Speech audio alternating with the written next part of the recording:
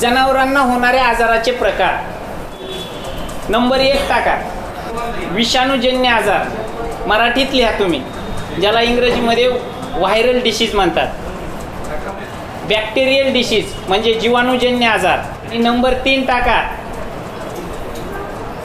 जीवनसत्व आणि मिनरल्स म्हणजे क्षार आणि जीवनसत्व यांच्या डिफिशियन्सीमुळे, यांच्या कमतरतेमुळे होणारे आजार, ज्याला इंग्रजीमध्ये vitamins and mineral deficiency of disease म्हणतात. ॲक्सिडेंटली डिसीज म्हणजे अचानक उद्भवणारे आजार. आता मी तुम्हाला जनावरांना होणाऱ्या महाराष्ट्रातल्या, खास करून मी तुम्हाला अमेरिकेतल्या, चीनच्या, जपानच्या जनावरांच्या आजारावर बोलणार नाही. पश्चिम महाराष्ट्र, मराठवाडा आणि एवम महाराष्ट्रातल्या जनावरांना जे रेग्युलरमध्ये आजार होतात, वातावरणाच्या बदलानुसार जे आजार होतात, त्या प्रत्येक आजारावर मी तुमच्यासोबत आता शेअर करणार आहे. आपल्याला आता त्या प्रत्येक आजाराची ओळख करून घ्यायची, त्या आजाराची कारणं पण जाणून घ्यायची आणि त्याचे उपचार पण समजून घ्यायचे. आहे ना तयारी सर्वांची? नाव लिहून घ्या आजाराचं. महाराष्ट्रात जनावराला होणारा पहिला आजार, त्याचं नाव लिहून घ्या. त्या आजाराचं नाव आहे, इंग्रजीमध्ये त्याला FMD म्हणतात आणि मराठी भाषेत त्याला लाळ खुरकत म्हणायचं. मराठी भाषेत त्याला काय म्हणायचं? लाळ खुरकत. आणि इंग्रजीत FMD म्हणजे फूट अँड माउथ डिसीज. आता हा आजार गाईला, म्हशीला आणि शेळ्यांना होत असतो. आता का होतो हे माहिती आहे का? ह्या आजाराचं कारण सांगतो. हा आहे संसर्गजन्य आजार, कोरोनासारखा व्हायरसपासून होणारा आजार आहे. जर पंढरपूरमध्ये एका गाई म्हशीला झाला असला तर पंढरपूरपासून जवळच्या गावाला आष्टी, इथं खिरडा ही गाव आहेत का, गोपाळपूर, ह्या अशा गावातल्या जनावरांना पटकन होतो. का? हवेमार्फत पसरणारा हा आजार आहे. आणि हा आजार जनावराला का होतो? विषाणूपासून होतो. आणि हा आजाराचे लक्षणं काय आहेत बघा. तुम्ही माझं प्रशिक्षण घेऊन बाहेर गेल्यास तुम्हाला जनावराच्या आजाराची लक्षणं कळाली पाहिजेत. तुम्ही डॉक्टर नसलाव तरी जनावराकडे बघितलं की कळावं म्हणून सांगावी. त्याची लक्षणं काय आहेत बघा. जनावराच्या तोंडातनं लाळ गळते, दोन्ही पायाच्या खुरामध्ये जखमा होतात.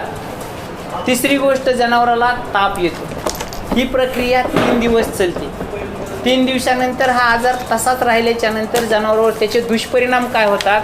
शेतात काम करणाऱ्या जनावराची क्रयशक्ती कमी होते, दूध देणाऱ्या गाई म्हशीचं दूध कमी होतं आणि गाभण जनावर असेल तर त्याचं अबॉर्शन होतं. हे आजाराचे दुष्परिणाम. ह्या आजाराचा मृत्यूदर जास्त नाही. ह्याच्यात 100%, 80%, 30% नाही, एक 4-5% मृत्यूदर आहे. पण ह्याच्यापासून नुकसान भरपूर आहे. तर हा आजार गाईला, म्हशीला, शेळ्यांना होऊ नये म्हणून काय करायचं लिहून घ्या. आजाराच्या पुढं डॅश करून, हा आजार होऊ नये म्हणून या आजाराची लस घ्यायची. कधी घ्यायची? तर वर्षातनं 3 वेळेस. ती 3 वेळ कोणती आहे बघा. जानेवारी महिना, मार्च महिना आणि ऑक्टोबर महिना. ऑक्टोबर, मार्च आणि जानेवारीमध्ये या आजाराचं लसीकरण करायचं. बघा, मी तुम्हाला वन टाईम आजार, उपचार आणि लसीकरण शिकवतोय. FMDचं कळालं का? लक्षणं लक्षात आले? होऊ नये म्हणून काय करायचं लक्षात आलं? लसीकरणाची वेळ लक्षात आली? नंबर 2चा आजार घ्या. नंबर 2च्या आजाराचं नाव आहे इंग्रजीमध्ये हेमोरॅगिक सेप्टेमिया आणि मराठी भाषेत ह्याला घट सर्प म्हणते. आता ह्याला घाट सर्प का नाव आहे? शेतकऱ्यांनी दिलेलं नाव आहे, पण खरं ह्या रोगाचं नाव काय इंग्रजी सायन्समध्ये? हेमोरॅगिक सेप्टेमिया. हा रोग काय करतोय बघा. ज्यावेळेस तुमच्याकडं पहिल्यांदा पाऊस सुरू झाला, पहिल्यांदा पावसाळा सुरू झाला, जून महिना सुरू झाला, मोठा पाऊस पडला, पाण्याचे डोह साचले की त्या मातीसोबत, त्या पाण्याच्या डोहात जी गाळ असतो त्या गाळामध्ये पाण्यासोबत काही जंतू वाहून येतात. आणि आपल्या जनावरांनी जर उघड्यावरचं घाणीचं पाणी पिलं तर पाणी पोटात जातं आणि त्या पाण्यातले जंतू त्या जनावराच्या घशात अडकतात. घशात जंतू अडकले की जनावराच्या घाटीवर, घशावर सूज येते. सूज आली की जनावराच्या नरड्यातनं घर आवाज येतो. जनावराला त्याची ताप येते आणि जनावर आजारी पडते. ती सूज वाढते. जर सूज वाढली तर जनावराची श्वासनलिका बंद व्हायला बघते. त्या श्वसन नलिकेवर दबाव येतो आणि जनावराला ऑक्सिजन कमी पडतो आणि शरीरात कार्बन डायऑक्साईड वाढतो. 24 तासापेक्षा जास्त काळ जर हीच सिच्युएशन राहिली तर याच्यात जनावर दगावतं सुद्धा. म्हणून असं लक्षण दिसलं शेळीला, गाईला, म्हशीला की काय करायचं ताबडतोब माहिती आहे, जवळच्या डॉक्टरांना फोन करायचा. डॉक्टर तिथं आले आणि ती जनावराची कंडिशन बघितली की त्यांच्या लक्षात येतं ह्या जनावराला घाटसर्प झाला. मग जनावर ते डॉक्टर काय करतात, ती सूज कमी करणारे इंजेक्शन देतात, मधले जंतू मारावे म्हणून अँटीबायोटिक इंजेक्शन देतात, सूज कमी व्हावी म्हणून पेनकिलर देतात आणि त्या जनावराची ताकद वाढावी म्हणून मल्टीव्हिटॅमिन देतात. म्हणजे उपचाराचा ट्रँगल तयार करून 3 दिवस ट्रीटमेंट केली की हा रोग बरा होतो. पण रोग झाल्यास उपचार करण्यापेक्षा हा रोग होऊ नये म्हणून याची लस घ्यायची. ती लस कधी घ्यायची लिहून घ्या. लस देण्याची टायमिंग आहे महिना मे महिन्याच्या सुरुवातीला हे लसीकरण केलं की 4 महिने जनावराची रोगप्रतिकार क्षमता राहते आणि जनावरं दगावत नाही. ओके, नंबर 2 झाला. नंबर 3चा आजार लिहून घ्या. तिसरा आजार लिहून घ्या. ह्या आजाराला इंग्रजीमध्ये ब्लॅक क्वार्टर म्हणतात आणि मराठी भाषेत ह्याला फऱ्या म्हणतात. उत्तर विदर्भात जर ह्या आजाराचं नाव काय म्हणून विचारलं तर विदर्भात ह्या आजाराला काय म्हणतात माहिती आहे का, तोंडखुरी, पायखुरी. तर ह्या आजाराला पायखुरी विदर्भात ओळखतात आणि आपल्याकडे ह्याला फऱ्या म्हणतात. फऱ्या म्हणजे काय, तर जनावराच्या पुढच्या फऱ्यावर किंवा मागच्या फऱ्यावर अचानक सूज येते आणि जनावर स्वतःचा पाय उचलीत नाही. मग हा शेळीत होतंय, गाईत होतंय, म्हशीत होतंय. पाय जागेवर उचलीत नाही. पहिल्यांदा ही सूज गरम लागते, काही काळानं ही सूज थंड होते, काही काळानं म्हणजे काही तासानं. एकदा ही सूज थंड झाली की असं समजायचा आजार वाढला आणि सूज जोपर्यंत गरम आहे तोपर्यंत आजाराची सुरुवात आहे समजायचं. पुढच्या फाऱ्यावर मागच्या फाऱ्यावर सूज आली, तुम्ही जर ती सूज अशी दाबली तर तुमचे बोट त्या सुजेत उमटतात, असे खड्डे पडतात. याच्यावरून ओळखायचं की ही फऱ्याचा आजार आहे. आणि असं सिच्युएशन दिसल्या डॉक्टरांना बोलवा. डॉक्टर तिथं येतील, डॉक्टर ट्रीटमेंट करतील. जसं घटसर्पामध्ये ट्रीटमेंट केली तशीच याच्यात केल्याससुद्धा 3 दिवसात ह्या पण आजारात जनावर बरं होते. ओके, पण हा आजार होऊ नये म्हणून याचीसुद्धा लस घ्यायची. कधी, ही पण लसीकरण मेमध्येच करायचं. आता तुम्ही म्हणता डॉक्टर 2 लसी एकाच महिन्यात. मी सांगतो 2 लसीमध्ये 10 दिवसाचं अंतर ठेवून दिलं की काही प्रॉब्लेम येत नाही. कळालं? आणि मी जेवढ्या लसी सांगायलो हे सगळं लसीकरण सरकारी दवाखान्यात सहज आणि विनामूल्य होतं आहे. नाममात्र रुपया 4 रुपये 5 रुपये फीस असते डॉक्टरांची, सरकारी OPD फीस. ओके, त्याच्यात करायचं. आता नंबर पुढचा घ्या. कितवा नंबर आहे आता? नंबर 4चा आजार घ्या लिहून. आता ह्या आजाराचं नाव आहे, मराठी भाषेत त्याला फुफ्फुसदाह म्हणतात. फुफ्फुसदाह आणि इंग्रजीत त्याला ब्रॉन्कायटिस म्हणते. कोणता आजार? ब्रॉन्कायटिस. आता ह्या आजाराचे लक्षण काय आहेत बघा. जनावर लाहकतंय, त्याचं शोषण वाढतंय, पोट उडतंय, नाकातनं थोडंसं चिकट पाणी येतंय आणि जनावरला थोडी ताप येते. ह्याला म्हणायचं फुफ्फुसदाह शेळ्यांमध्ये. आणि ह्याचं दुसरं एक आणखी लक्षण आहे शेळ्यांमध्ये, ते शेळ्यांना पातळ संडास लागते. म्हणजे पातळ संडास लागणे, पोट लाकणे, नाकातनं चिकट पाणी येणे, थोडंसं ताप येणे, तर हे जे आजार आहे हा फुफ्फुसदाह. तर हा आजार होऊ नये म्हणून या आजाराचं लसीकरण दरवर्षी फेब्रुवारीमध्ये करायचं. लसीकरणाची वेळ काय? फेब्रुवारी. याच्यानंतरचा आजार लिहून घ्या. याच्यानंतरचा आजार लिहून घ्या. आजाराचं नाव इंग्रजीमध्ये एन्ट्रोटॉक्सिमिया म्हणते आणि मराठी भाषेत त्याला आंत्रविषार म्हणायचं. आंत्रविषार. आता बघा, गाईला, म्हशीला आणि शेळ्यांना होणारा हा आजार आहे आंत्रविषार. या शब्दाचा अर्थ कळतो का? आंत्रविषार हा जो रोग आहे हा गाईला, म्हशीला, शेळ्यांना का होतो समजून घ्या. ज्यावेळेस तुम्ही गाईला पाणी पाजता, गाईला खुराक देता, शेळ्यांना खुराक देता, म्हशीला खुराक देता, खुराक, पाणी आणि खाद्य जर याचा दर्जा चांगला नसला. आता एक उदाहरण म्हणून सांगतो. समजा तुम्ही शेळीला खुराक ठेवला, त्या खुराकामध्ये आळ्या आहेत, जाळ्या आहेत, बुरशी आलेले आहेत, ती नेऊन शेळी पुढं ठेवला. ती शेळी म्हणते का मी खाणार नाही, याला आळ्या आल्यात, बुरा आहे, खुराक म्हणेल का? ती गाय म्हैस म्हणेल का? तुम्ही जसलं ठेवलं तसलं ते खाणार. मग बुरशीयुक्त खुराक, घाणीचं पाणी आणि सडलेला चारा असं खाद्य जर जनावराच्या पोटात गेलं तर जनावराला काय रोग होतो?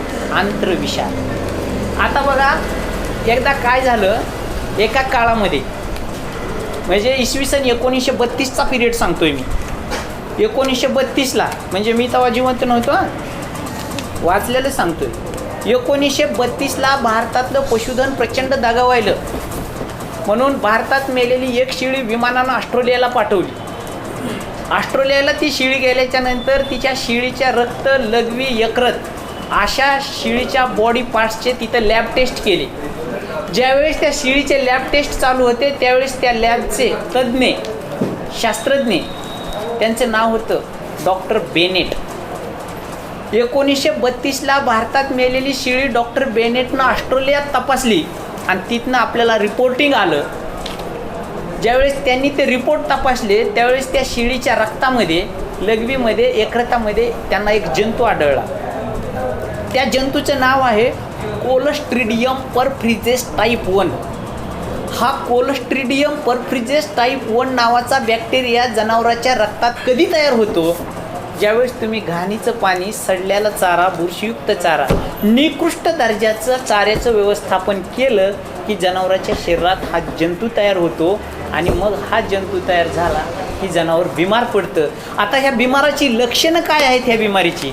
तर या बिमारीत जनावराचं टेम्परेचर वाढत नाही, ताप येत नाही, पण जनावराच्या अंगावरचे केस उभा टाकतात, जनावर गुंगून उभा टाकते, त्याची क्रयशक्ती कमी होते, ती इतर जनावराबरोबर चालत नाही, फिरत नाही, ती जनावर फ्रेश होत नाही, मलूल अवस्थेत एका जागी उभा टाकणे.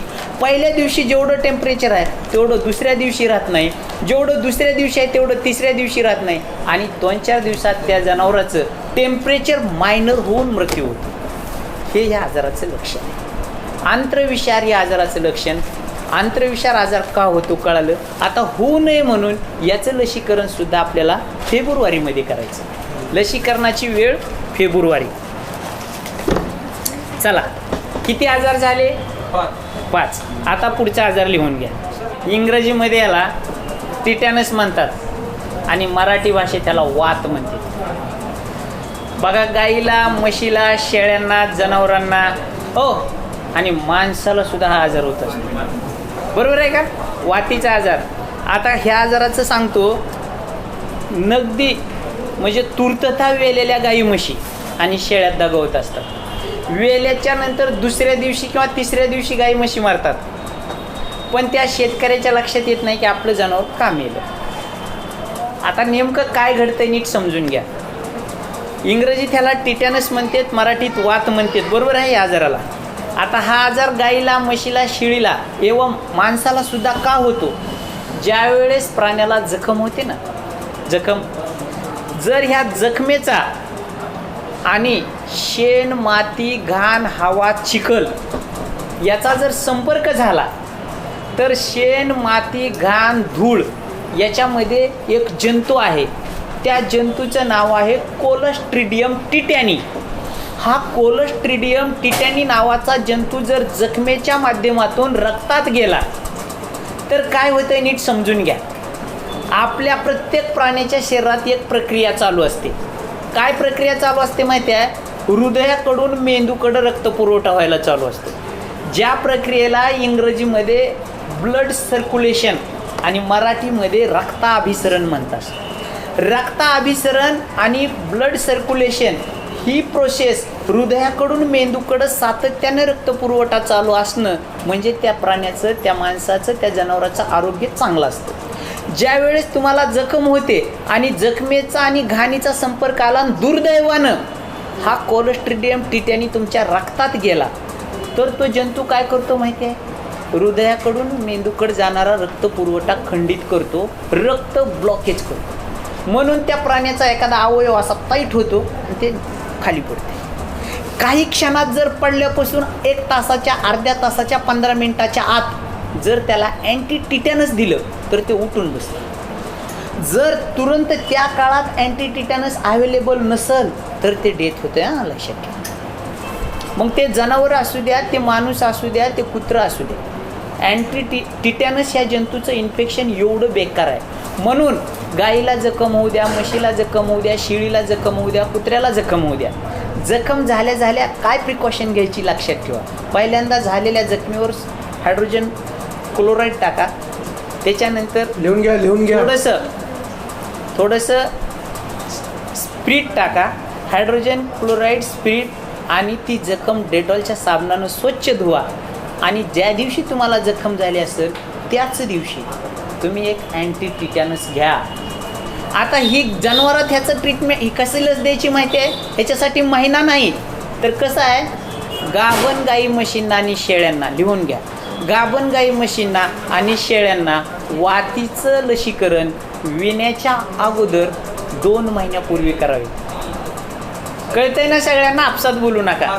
अतिशय महत्त्वाचा पॉईंट आहे. याच्यामुळं तुमचं लाखो रुपयाचं जनावर वाचणार आहे भावांनो. गाभण गाईला आणि म्हशीला विण्याच्या अगोदर जाणीवपूर्वक 2 महिन्याखाली वातीचं इंजेक्शन डॉक्टरांना बोलवून द्या. आमच्या अंगणवाडीमध्ये आशा सेविका वगैरे गरोदर मातांना वातीचा डोस देतात ना, लसीकरण केले जातं. तसं गाईला म्हशीला शेळ्यांना सुद्धा विण्याच्या अगोदर 2 महिन्यापूर्वी अँटी टिटॅनसचा डोस देण्यात यावा. कळालं? कितवा आजार आहे आता? टाका क्रमांक 7. मी जे आजारावर तुम्हाला फोकस करायलो ना, हे सगळे आजार महाराष्ट्रातील जनावरांना होणारे आहे. क्रमांक 7 टाकला का? आता 7वा आजार लिहून घ्या. त्या आजाराचं नाव आहे, इंग्रजीमध्ये त्याला रॅबीज म्हणतात आणि मराठी भाषेत त्याला पिसाळणे म्हणतात. बरोबर आहे का? पिसाळणे. कुत्र्याच्या पिल्लाला त्याच्या वयाच्या 6व्या महिन्यात पहिला डोस द्या अँटी रॅबीजचा, आणि त्यानंतर 6 महिन्यानं दुसरा डोस द्या. वर्षातून 2 वेळेस त्या कुत्र्याला अँटी रॅबीजचा डोस द्या, आणि 1 ते 2 वेळेस त्याचं डिवर्मिंग करा.